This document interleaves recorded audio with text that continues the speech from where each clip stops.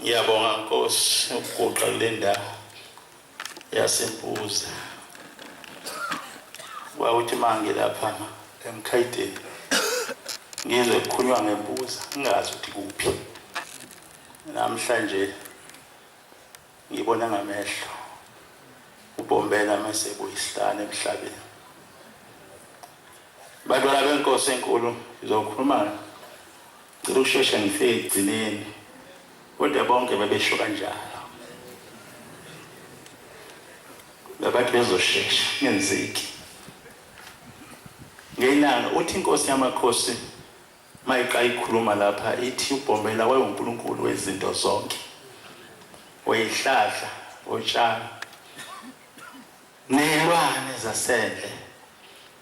Ngeyilanga sithunywa inkosi uthi ngala makhosazana emseleni. Ithi hambani yadabuka ngoba engangithunywe nabo ngalolu suku bonke bawela umfula. Cishe mhlambe kuselwethu. Hambani niyo lapha ubaba mkhulu agcina khona. Masifika lapha ke ubaba uMbazini umfundisi. Ngifuna ukusheshe ngidlule la ngoba khona bengifisa ukukhuluma ngakho. Kodwa ngithintwa amazwi kaJehova uphambi kwethu inyazo wasezulwini. Othe zisho ihlahla zikhonza ushembe. Uthi ubaba uMbazini mase sifike lapha qala ukukhombisa isihlahla. Azowathi nikonona ngisazi isigaba la liyangihlula. Usikhombisa impande. Uthi ubaba mkhulu wafika wacamela kule mpande wafuna wangatholwa. Engene ehlathini la isuka emanzini nemseleni. Wayesefika ecamela kule uthi watholwa imbongolo. Yayithwele umthwalo wakhe. Uthi wafika ecamela kule mpande. Uthi wathi mayesevuka lapho wayesethi bantu bami. Le mpande yalo muthi ngephindishe. Ngoba icamele mina. Ethi siyohlala kuze kube khona inkosi esihlane emhlabeni. Sayibona leyo mpande. Sithunywe inkosi uThimbo lamakhosazana. Wayesedlulisa uBambazini nosikhombisa umhlali. Isihlahla somhlali. Sisekhona asazi noma sisekhona manje. Sikhona amen. Uthi lesihlahla somhlali niyasibona abafundisi sithi yebo. Uthi lasathi sibantwana sabizwa sonke kwabizwa oma bethu. Uthi wayesefika ubaba mkhulu makhosikazi nile nengane ingane zenu zonke zizokufa. Uthi basibethuka uma izobulawa yini inkosi ingane zethu. Kwaze lifike le nkosikazi yalomhlali yafika yathi Nkosi nginosizo olukhulu nginabantwana abancane la kimi abakafanele ngisho ukwenza lutho kodwa izingane za lezi zamakhosikazi ziyaweshaya ziwayibisa izingane zami nami ngoba ngiphuca izingane zami sencane ngicela uphuca onina bazo izingane sencane uthi wakhala omama baba nesililo usho njalo bambazi uthi bathi babeqeda ukukhala wayesethi lana namadumbe aphekwa amadumbe wayesethi dlana amadumbe kwathi manje ithale libelinye uthi ubambazina sathatha ngalinye wayesethi ngeke nisafa sesithethile icala kodwa ngiyadlula kodwa la ngifuna ukufika khona le ndaba ngayizwe emkhayidini isikhathini sesishana kancane angazi ukuthi kwenziwa yini sengiyengibona amasi esikhumbuzweni mhlambe kube usuku nje lokujakadana lokusho ukuthi ngiyamthanda sibanibani angifuni angazi kwenziwa yini singakhumbuli ukuthi abantu ababekhona ngale nsuku kwabanjani abantu ababekhona ngomhla ka-2 May 1935 kwakunjani abantu ababekhona ngomhla ka-19 December kwabanjani abantu ababekhona mhla ka-25 September kwabanjani kanti bona ababekhona mhla ka-28 March kwabanjani lamadethi abekela ukukhumbula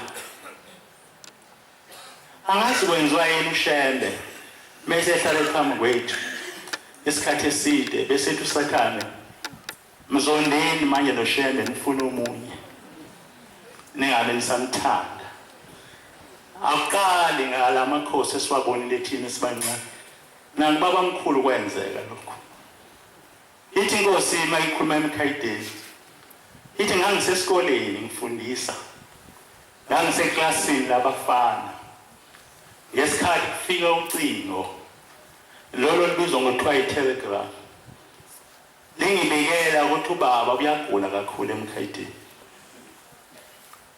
lalingabhalanga-ke kahle ngoba lishongo njengoba ngisho mina awazi noba lalibhala umuntu omnazaretha yini noma kwakumuntu ongakholwa lathi uyihlo awusho-ke kanjalo umuntu wasezulwini yena washo kanjalo kodwa nangithi-ke lathi ubaba ngiyaxolisa ithi angasitshelanga muntu indaba locingo uthi ngabe sengehlela e-ofisi ngezansi sengithatha impahla yami eyayiseduze sengihamba ngigibela isitimela ngehle Phoenix ngase ngihamba ngifike ePharameni ithi kwathi uma ngifike ePharameni ngafika bekhona omntungwa bekhona nombile ithutha ngathi ngizweni ngobaba bathi asizwanga lutho uthi ngase ngibacela ukuthi kusasa ngicela ningiphelezele ngizohamba nani ngiya emkhayideni kwakumhla ka-1 ngalolo suku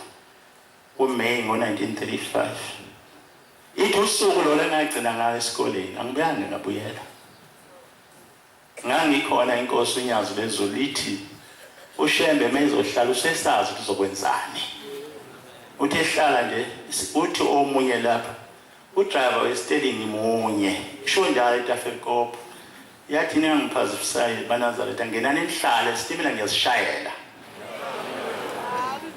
asihlale baNazaretha mele ushemba siyembuza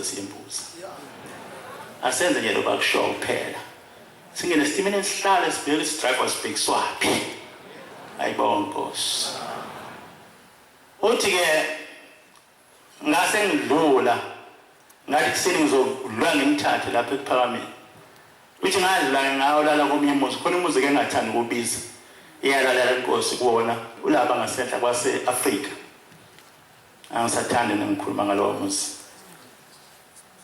walapha ngasehla kwase-Afrika lowo muzi uthi ngalala khona ithi kwathi ebusuku ngileyela izulu laduma kakhulu sho njalo ingoma esikhumbuzo ithi izulu laduma lona izinkanyezi zalila kwesabeka imuka inkosi ithi izulu laduma kakhulu ebusuku uthi inyathi imbali ebovu nebuhlaza yayiphambana kimi ithi ngase ngivuka ngihlala ngesinqe ngase ngibuza ukuthi hawu uma umuntu egolela uyise ke kube njena na uyabe izulu lenze nje kuye